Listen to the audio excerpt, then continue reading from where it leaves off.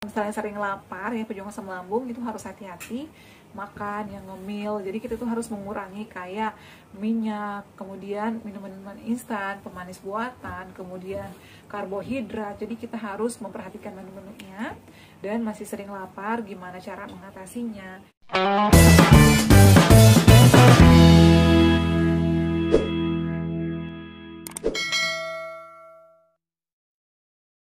Assalamualaikum warahmatullahi wabarakatuh. Halo semuanya, selamat datang kembali di channel aku, Adepa dan Bunda. Gimana kabarnya nih? Semoga semuanya sehat selalu ya. Teman-teman, di video kali ini aku bakal sharing lagi dan juga memberikan beberapa tips pejuang asam lambung GERD anxiety. Oh ya teman-teman, aku itu udah bisa puasa. Jadi kemarin itu banyak yang nanya, bagi tips dong Bun, puasa gimana sih pada saat kalau misalnya kita masih ada sensasi asam lambung GERD. Jadi untuk puasa ini sebenarnya nggak usah dipaksakan ya. Kalau misalnya kalian masih sering kambuh-kambuhan atau masih ada sensasi perih, sering lapar, itu nggak usah puasa dulu ya. Jadi jangan dipaksakan. Aku puasa karena memang kondisi aku sudah lebih baik ya, dan alhamdulillah sih aman-aman aja. Jadi menurut aku daripada aku telat makan dibandingkan dengan puasa, itu lebih baik aku puasa. Kalau misalnya aku telat makan, itu nanti bakalan sensasinya muncul ya, kayak perih, kayak perut aku kerucuk. Tapi kalau misalnya di bawah puasa, itu rasanya enjoy aja, nyaman, seharian gak ada sensasi apa-apa. Karena mungkin aku sibuk dengan aktivitas ya, diisi dengan hal-hal yang menyenangkan dan juga tentunya yang positif. Jadi seperti itu ya. Dan buat kalian, Bunda aku masih banyak utang puasa, nggak usah khawatir. Karena memang kan kalau misalnya lagi sakit nggak boleh dipaksakan ya. Seperti itu sih. Jadi lakukan atau berpuasa itu pada orang yang sehat dan yang mampu. Dan kalau kalian mau puasa, diperhatikan menu-menunya, sahurnya juga jangan terlalu kenyang ya. Dan juga dikunyah halus. Kemudian diisi waktunya, misalnya siang, sore, atau pagi, diisi dengan hal-hal yang menyenangkan agar sensasi itu nggak muncul-muncul terus. Aku sih seperti itu ya. Nah teman-teman, di video kali ini aku bakal bahas lagi pertanyaan dari salah satu subscriber aku. Terima kasih yang selalu setia menonton video-video aku. Semoga kalian juga lekas sembuh dan pulih kembali, bisa beraktivitas kembali seperti sedia kala. Banyak juga yang nanya, Bunda saat ini udah bisa ngapain aja? Alhamdulillah sih udah bisa aktivitas. Ya aku tuh kambuh kalau misalnya aku kecapean, kurang istirahat. Ya dan aku tuh kadang suka cemas, suka panik kalau misalnya ada hal yang membuat aku harus terburu-buru ngerjain sesuatu, kemudian lagi capek ya, dan juga misalnya kurang istirahat, itu pasti aku uring-uringan ya, dan pasti aku males banget, mager banget kayak gitu ya. Oke teman-teman, langsung aja di video kali ini aku bakal bahas ya pertanyaan dari salah satu saudara kita ya, atas nama Kak Ilham Dani 7899. Bunda, ada sedikit masukan buat video untuk edukasi buat teman-teman pejuang asam lambung yang kena aslam, kan sering lapar ya dan ngemil. Mereka harus hati-hati dan jaga benar makanan yang masuk agar tidak banyak mengandung tepung seperti biskuit atau yang lain. Jangan terlalu banyak makan yang karbohidrat. Kemudian minum yang manis yang mengandung gula buatan, minum kemasan, takutnya sehabis asam lambung sembuh malah kena diabetes yang lebih bahaya. Semoga Bunda bisa buatkan videonya.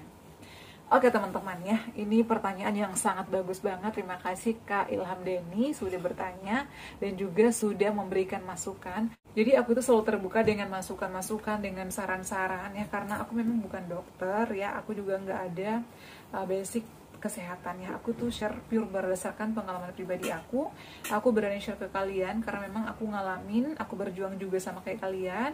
Aku udah endoskopi, aku di USG, dan udah bolak-balik ke dokter lah ya. Makanya tips-tips yang aku lakukan selama ini dan cocok sama aku share ke kalian ya. Nah, di video kali ini langsung aja kita jawab ya, atas nama Kak Ilham Hamdani. Jadi untuk pejuang asam lambung ini sering lapar dan maunya ngemil terus. Dan kita itu pejuang asam lambung harus hati-hati memilih makanan dan juga minuman, entah itu cemilan, ya, makanan ringan, dan juga minuman-minuman, terutama minuman-minuman yang mengandung pemanis buatan atau yang minuman-minuman instan yang dijual-jual bebas gitu ya, atau yang di GoFood dan lain sebagainya. Biasanya sih kayak gitu ya. Zaman sekarang itu udah serba instan, mau apa aja langsung klik di handphone ada ya. Tapi buat kita nih pejuang asam lambung GERD anxiety harus hati-hati dan harus waspada. Kita harus sadar diri kalau kita ini adalah ada riwayat asam lambung, ada riwayat GERD, ada riwayat gastritis. Jadi caranya seperti apa? Nah, aku tuh sering banget nge-share video-video masak ya, minuman. Di video-video aku tuh udah ada. Jadi minuman-minuman, makanan-makanan aku pada saat berjuang melawan asam lambung udah aku share. Jadi kalian boleh ngecek. Boleh kalian coba di rumah dengan menu-menu aku. Insya Allah nanti aku akan rutin lagi buatin menu-menu makanan-makanan. Karena pejuang asam lambung itu harus hati-hati ya, mengurangi tepung-tepung ya. Kemudian pemanis gula buatan ataupun gula yang aman ya. Jadi kita tuh harus mengurangi. Bukannya nggak boleh sama sekali, tapi harus mengurangi. Benar kata Kak Ilham, takutnya sembuh dari asam lambung malahan muncul penyakit yang baru. Ya amit-amit sih ya. Karena kita itu kan bawaannya lapar terus, bawaannya pengen ngemil terus. Jadi caranya aku tuh selalu menyarankan makan nasi. Nasi itu padat. Jadi terapkan pola hidup sehat, pola makannya. Kalau kita nih pejuang asam lambung harus mengatur jadwal makan 2 jam atau 3 jam sekali. Caranya seperti apa? Aku tuh selalu baca jadwal ya. Misalnya jam 7 nih, aku harus sarapan bubur atau oat ya. Boleh sarapan. Kemudian 2 jam kemudian ya, kalau udah sarapan bubur nih pagi, jam 9 berarti aku harus ngemil lagi. Cemilannya apa? Bisa oat ya. Jadi hindari kayak tepung-tepungan kayak roti ya, yang mengandung ragi, tepung-tepung terigu. Jadi kurangi atau hindari dulu selama masa-masa pemulihan. Karena kalau misalnya kita terlalu banyak makan tepung, karbohidrat, biasanya itu juga susah dicerna teman-teman. Jadi caranya seperti apa? Carilah makanan-makanan yang aman. Banyak kok ya yang dijual kayak pati Garut ya, itu aman. Jadi cemilan-cemilan yang aku buat itu adalah udah aku coba sendiri. Biasanya ini kalau misalnya aku lagi pengen banget kue, aku itu buatnya dari tepung tapioka ya. Tepung tapioka ataupun tepung maizena ya. Jadi bisa, nggak harus menggunakan tepung terigu, karena tepung terigu itu kan bisa memicu naiknya asam lambung kalau tepung-tepungan berlebihan. Kemudian untuk gula, aku itu selalu menyarankan ke kalian kalau gula putih atau gula yang biasa harus hati-hati, harus dikurangi. Jadi pakai bisa gula kayak tropikal ya, Tropicana Slim, atau aku itu biasanya selalu pakai madu ya, madu ataupun susu yang lain itu adalah yang konsumsi kayak Visoy atau susu kedelai. Itu sih menurut aku aman. Dan jelasnya kita tuh konsumsinya juga jangan berlebih-lebihan, karena yang berlebihan itu nggak baik ya, itu nanti bakal juga menimbulkan penyakit baru. Kemudian selain makanan, minuman, buah-buahan juga diperbanyak. Minum air putih yang hangat. Saran aku selama kalian masih berjuang ya, masih pemulihan, hindari dulu lah ya minuman-minuman instan kayak kopi ya, kopi yang udah jadi, yang udah diorder tinggal order. Minuman-minuman kayak kemasan misalnya ya, contoh kecilnya aja kayak jus, bukannya nggak boleh ya, itu sebenarnya boleh. Tapi buat kita nih yang ada riwayat asam lambung GERD harus mengurangi takutnya, karena itu kan bersifat manis ya. Jadi mendingan kita buat sendiri aja. Aku tuh paling malas jajan ya, sampai saat ini terbawa karena aku tuh udah terbiasa dengan masakan aku sendiri. Jadi kalian jangan mentang-mentang kata bunda kan harus makan sering porsi kecil, jadi apa aja dibeli, apa aja dikunyah. Enggak juga seperti itu. Jadi perhatikan menu-menunya, kalau bisa kurangin tepung-tepungan, kurangin ragi. Kalau bisa biskuitnya, pilihlah biskuit-biskuit yang aman ya. Hindari biskuit-biskuit yang tepungnya banyak ya. Kemudian yang mengandung ragi, lemaknya tinggi. Aku tuh kalau misalnya beli cemilan atau beli makanan, selalu lihat dulu informasi nilai gizinya, komposisinya apa aja nih. Tepungnya berapa gram atau berapa persen. Aku tuh kadang selalu ngecek dulu, karena aku pernah konsultasi ke spesialis gizi atau ke dokter gizi seperti itu ya. Jadi saran aku pada saat kalian pemulihan ataupun penyembuhan, minumannya itu adalah lebih baik air putih dulu, air putih, atau kalau mau yang berwarna bisa air teh, tehnya diganti madu ya. Kalau nggak mau madu bisa kurma, infus water kurma ya. Kemudian kalau yang lainnya apalagi bun, susu almond, susu kedelai, susu kambing, itu menurut aku aman karena aku udah pernah coba sendiri. Kalau minuman instan yang lainnya hindari dulu ya, stop kalau bisa. Apalagi kopi, alkohol itu jangan ya. Kemudian untuk cemilan-cemilan bisa dari tepung-tepungan yang lainnya yang aman ya, yang mudah dicerna, yang tidak mengandung gluten ya. Tentunya tepung Garut itu nggak mengandung gluten ya. Tepung Garut, tepung tapioka itu aman ya. Tepung beras, aku tuh dulu selalu tepung beras. Kalau kalian misalnya pengen banget makan mie, bisa diganti kue tiaw atau bihun ya, atau soun, itu lebih aman karena ini tidak mengandung tepung. Kemudian makanan-makanan junk food hindari dulu ya, mau bakso, mau sosis, mau nugget, itu hindari dulu karena itu susah dicerna ya. Jadi biasanya membutuhkan waktu beberapa jam bahkan beberapa hari untuk mencerna makanan-makanan junk food. Jadi hindari dulu ya. Jadi buat kakak Ilham Dani yang sudah menyarankan, memang aku sering bahas ya, terima kasih juga sudah memberikan masukannya. Jadi kalau misalnya yang aman, kalian boleh buat sendiri, jangan gula terus, minumannya yang mineral aja, air biasa aja, lebih baik minum madu ya. Kalau misalnya takut konsumsi obat-obatan juga bisa diganti kunyit ya, kunyit tawar yang aman-aman aja ya. Jadi kalau misalnya kita udah terapkan pola hidupnya, pola makannya, pola pikirnya, olahraganya, insya Allah kok pasti lekas sembuh ya.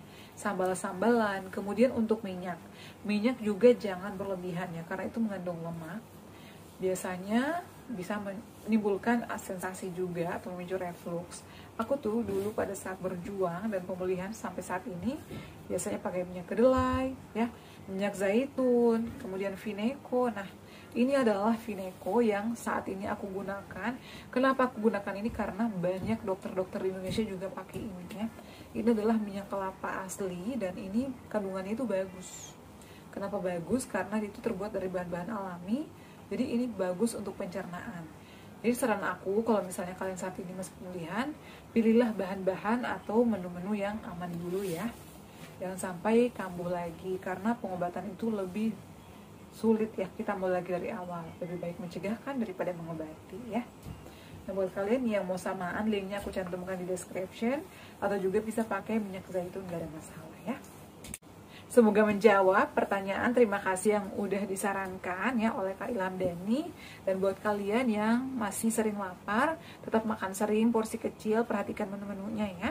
Jadi untuk karbohidrat ini bisa diganti dengan kayak gandum, oatmeal ya, tepung Garut ya, kanji boleh, tapi jangan dalam keadaan mentah, harus disangrai dulu. Kalau biasanya sih aku sangrai dulu ya.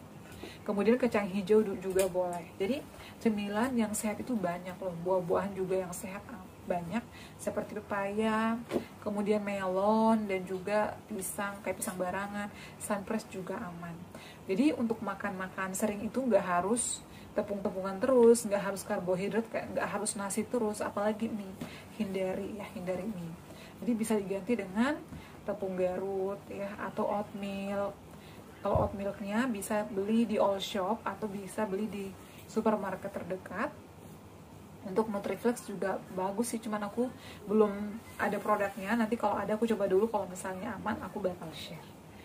Seperti itu teman-teman ya. Kemudian untuk yang lain-lainnya kayak susu, carilah yang aman dan juga istirahatnya yang cukup ya. Kemudian kalau misalnya kalian masih sering lapar, jangan diforsir makan terus-menerus ya. Jadi harus dikasih jeda juga, 2 jam sekali, atau makan porsi kecil 2 jam sekali, harus dikunyah halus ya, agar nggak menimbulkan sensasi. Karena kalau misalnya kita paksain makan terus menerus, itu nanti kalau kita begah muncul lagi sensasinya. Dan hindari berbaring setelah makan ya. Jadi cemilannya yang aman-aman aja, yang sehat-sehat aja ya. Dari dulu yang ya, karbohidratnya kalau mau makan nasi boleh diganti nasi merah juga boleh. Seperti itu ya. Terima kasih atas masukannya Kak Ilham Dani, dan terima kasih juga teman-teman yang selalu setia menonton video-video aku. Jangan lupa ya untuk terus dukung channel aku Deva dan Bunda dengan cara like, comment, share, dan subscribe. Assalamualaikum warahmatullahi wabarakatuh. Sampai ketemu lagi di video-video aku selanjutnya. Salam sehat selalu. Bye.